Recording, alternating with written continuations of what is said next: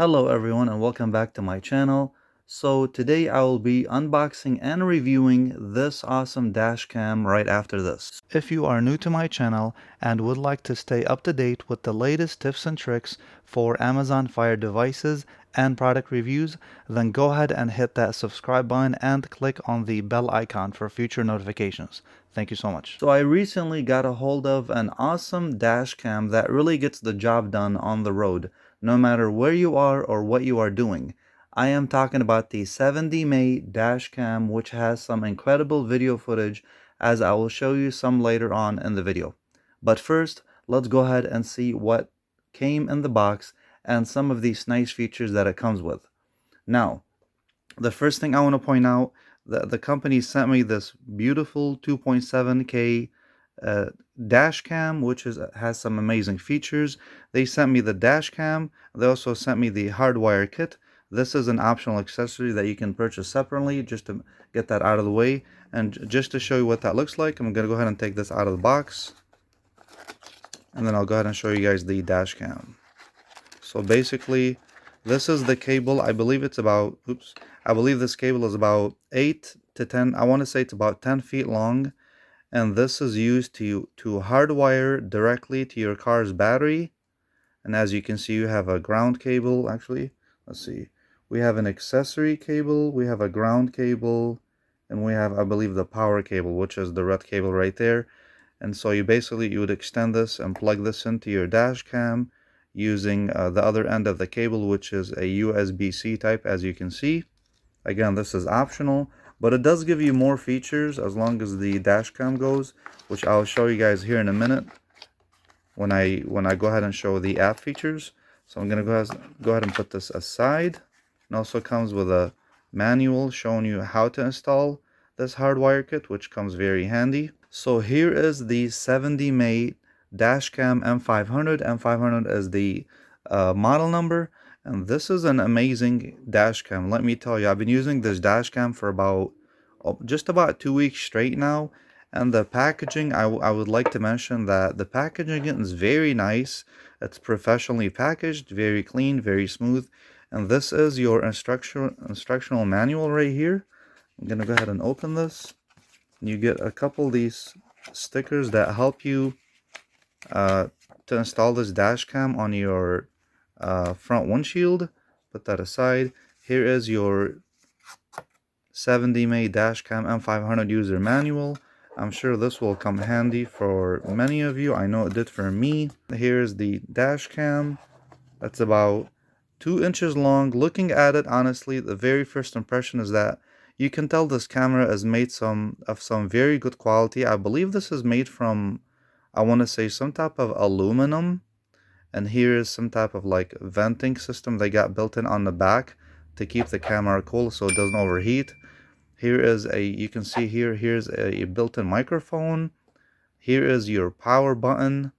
And on the front of the dash cam, here is your lens. I am being very careful not to touch that lens, because there was a sticker that was covering it to keep it nice and clean, but I had to remove it in order to go ahead and test out the camera. And on the left hand side, you can see that this has a built-in USB Type-C. And this is your direct current. This is where you plug in your cable, your power cable adapter, which I will show you guys here in a minute. But first impressions of the camera, honestly, it's very nice and it's very slick in design. And with that being said, you notice that there is no built-in LCD or screen anywhere on this camera, which makes it very versatile, I want to say. And it's kind of like, it's one of those things where you install it and forget it, because you want your dash cam in the car out of the way. I know I would. I don't know about you guys. So let's go ahead and put this aside. And then the rest of the accessories that you get in the box, I want to mention, this is here you get a USB, you get a long power cord, and one end is USB-A and the other end is USB-C. This side plugs into the dash cam directly. This is a tool used in order to hide your installation cables. Some people will need this. I mean, this does come handy if you want to go ahead and hardwire use the hardwire kit in order to remove your panels and whatnot. So this will come handy. Let's go ahead and put that aside. You get a nice mounting bracket. Put this aside. And this mounting bracket has a nice feel to it. It's very sturdy. It's not cheaply made. And you can see that there's an arrow pointing to the right. And this is adjustable. So as soon as you, for example, I'm going to go ahead and actually slide the camera in to give you guys an idea how this would work. So obviously the lens needs to be facing front. And from here, once you have the mounting bracket, you can go ahead and slide the camera in. And you actually hear that clicking sound. So now you have your power button on the left hand side. And then once you mount the camera, once you remove the sticky part right here, it's like a 3M sticky part. Once you remove this, be very careful before you install it, because let me tell you, this is very sticky. It's made to, once you install it, you really don't want to move it and replace it somewhere else. Even though they give you an extra, right here in the box, they do give you an extra piece that just in case you do need to remove the camera, I mean, you just just in case you need to remove the camera, remove the camera and install it somewhere else for one reason or another. But I highly advise that you be very careful, clean the window, clean the window with Windex and some good clean paper towel and whatnot, and then go ahead and install the camera. That way, once you mount it, you just forget about it. Once you install the camera on the mounting bracket, once you have the bracket installed on your front windshield, then you slide the camera, and there's only one way that slides in. And of course, you want the lens facing the front, and then you can actually adjust this mounting bracket, whether you want to point it up, point it down, depending how big your windshield is, how wide your windshield is, and the size of it, and what kind of car you drive. Maybe you want to install this in an RV or a small car or a big F-150 truck or whatnot. So depending on what you drive, this is a very nice option that it is adjustable. This came very handy after I went ahead and installed it on my windshield. And I'm going to go ahead and remove that. So you just basically, the camera slides out. And here you can see that they don't leave you hanging when it comes to accessories. You get a nice and solid small, this is like a mini version of a dual USB car charger. One is for your phone and one is for your camera, obviously. So that way you don't have to unplug and plug in a different accessory just because you have a dash cam now in your car. In case if you don't have one prior to watching this video, you can actually have your phone or your tablet plugged in at the same time as your dash cam. So to mention some of these awesome features that come with the 70mm M500, of course I just showed you the accessories that it comes with. It has a built-in 64 gigabytes of storage, which is nice, and also uses an eMMC solid state storage, which is very fast and very efficient. This camera also comes with 170 degrees ultra wide angle, which is nice, and this also records a 1944 pixels ultra HD video, which is very close to full 4K, guys. So which is amazing, and believe me, I will show you proof of that once I show you the video footage from the road. So and it also has a built-in Wi-Fi hotspot and GPS as well. The camera creates a hotspot so you can connect to it using your phone. So let's see what it looks like when it's mounted.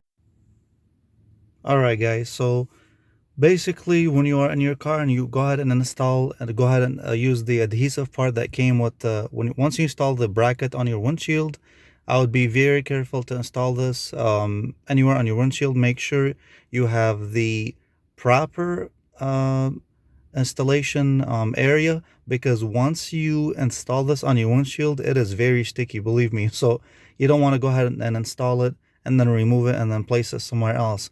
And then once you install the bracket, you want to slide in the camera. There's only pretty much one way to only slide it. Your power button is going to be on the left hand side, and of course the camera lens is going to be facing the front, obviously, instead of the back. And then your power cord, which is USB-C, gets plugged in right in here. I'm trying to get this for you guys as clear as I can on this nice, beautiful, sunny day. And then as I've previously said, I've actually I have this plugged in into my cigarette lighter, and you can also see there that I have my phone plugged in as well, because it does come with a dual USB car adapter, which is very nice. So you can plug in your phone or your tablet, most likely your phone and the camera at the same time. And let's go ahead and turn on the car right now. And once you turn the car on,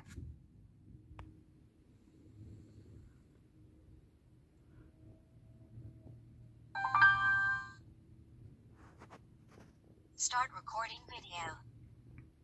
And there it is, guys. You can, it actually tells you, actually alerts you that it's actually recording a video as soon as you turn the car on. And then once you turn the car off, let me hit the button, power button, basically turn off my car. No external power supply. To be turned off soon. Now how awesome is that? So basically alerts you when the camera starts recording as soon as you start the car, after about 5 or 6 seconds, give or take. And then as soon as you turn off the car or shut off your car, it actually tells you as well that your camera is being shut off shortly. I think after about 5, maybe 10 seconds, as you've seen, probably 10 seconds at the most. So this is what it looks like. And here's, let me back up here. Here is the, I actually have it mounted right in the center of my windshield. I went as high as possible. Let me show you guys like this. And I mean, you can mount this dash cam anywhere, and I figured it would make a lot more sense to mount it in the center of my windshield all the way to the top, as high as I can, because and of course I went underneath, right underneath my rear view camera, excuse me. So let's go ahead and get back to the video. I just want to show you guys what this looks like when it's mounted, and it is adjustable, by the way. So once you install it, I seem to get a better angle of view when my camera is kind of pointing up. I'm not sure the reason why that is, but you can actually, this is adjustable, so you can point it down, you can point it up. I mean, I usually have mine set up like this, and it gives me a perfect view of the road. And again, you do get a 170 degrees of an angle view. So once you are connected to your dash cam through the hotspot feature built in, so then you can go into the settings of the application. You can change the video coding. By default, it's set to high compression ratio. You can also choose the low compression ratio. It basically explains on this page what the differences are between the two options. Then we're going to back up there. Then you can also change the recording resolution and frame rate. By default, it's set to 1944 at 30 FPS. You can also go down to 1440 or 1456, or you can even also go down to 1080 at 30 FPS if you like. And I'm gonna go ahead and I'm gonna leave mine at 1944. And I'll show you guys here in a minute at the end of the video some nice video footage how clear this dash cam is recording at 1944 at 30 FPS. And honestly, at this resolution, that's very close to full Ultra HD. I mean, it's pretty close to it. So I am very happy with the resolution and the video quality. So I'm going to confirm that. And then you can also change the video clip duration. You can go from 3 minutes to 2 minutes or 1 minute. I'll leave mine at 3 minutes. I want it as long as possible. And there's also the parking surveillance feature that's also built in. In order for this option to work, you do need the hardwire kit connected directly to your car's battery, as I haven't done that myself. And there's also a collision sensitivity. By default is set to high. You can go down to medium or low. I'm just going to leave it on high. And I believe for that feature, you also need the hardwire kit to be installed directly to your car's battery. And there's also a time-lapse photograph.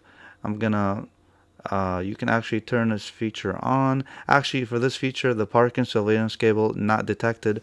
So again, you also need the hardware kit to be connected as well for this feature to be turned on.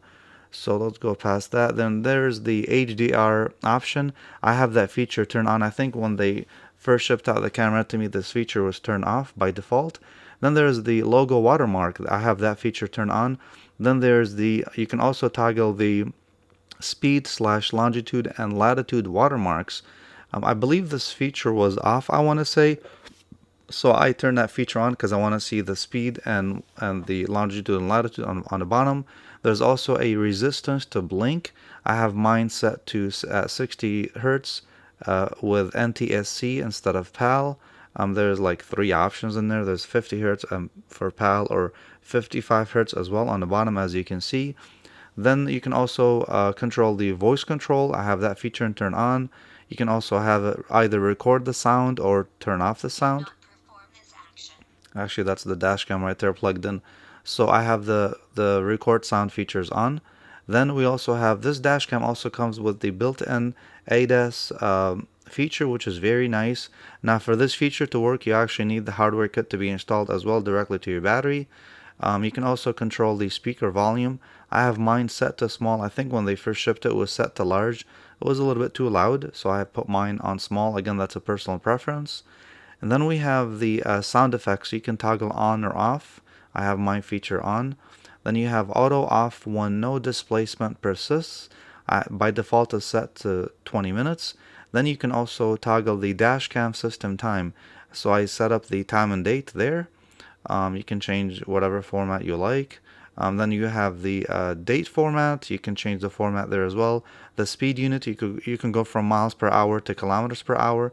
You can also change the language. And here's a few other basic settings like an about section and you can also get the device log as well.